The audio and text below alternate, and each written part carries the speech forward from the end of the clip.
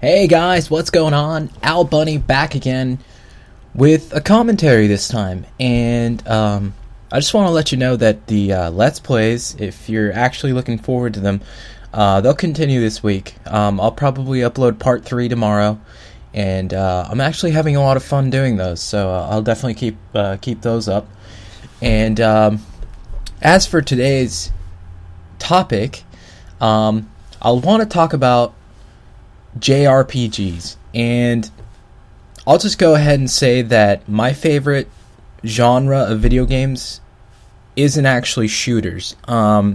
Shooters they're awesome, they're fun and thrilling, and they're really prominent now, but they're not my favorite genre. My favorite genre is are RPGs.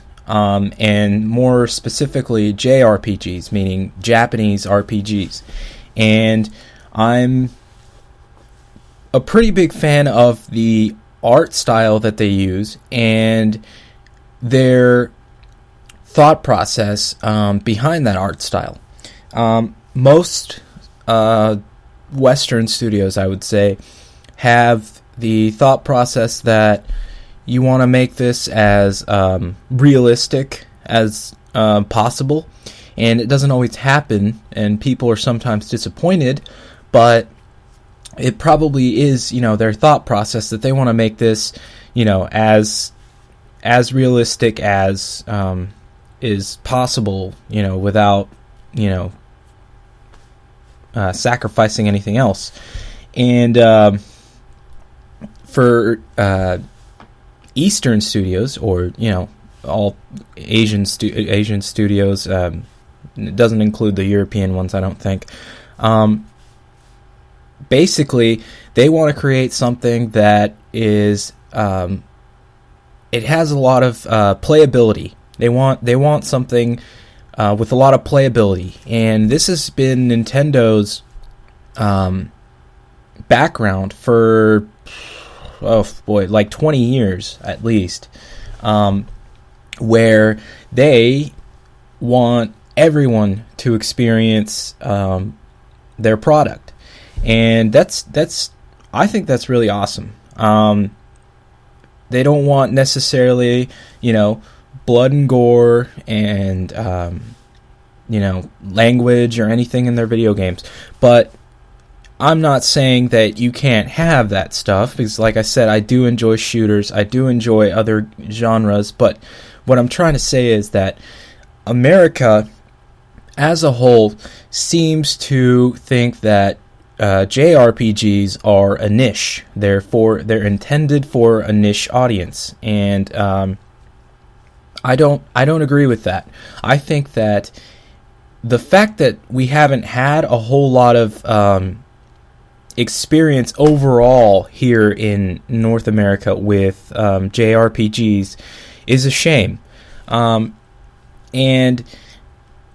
it may have been a niche at one point, early, maybe mid-90s to maybe early 2000s.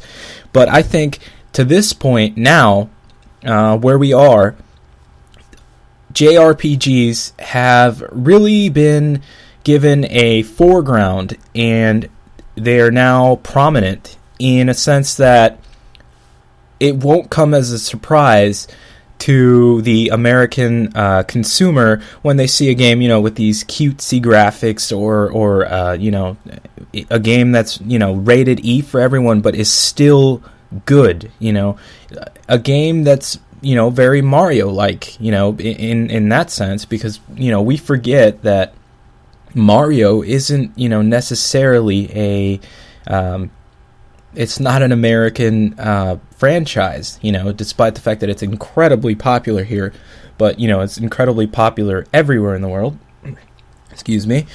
And as for the JRPGs, I think that the Japanese developers, don't usually push for a publisher to publish them here because they feel that, their game probably won't sell overseas.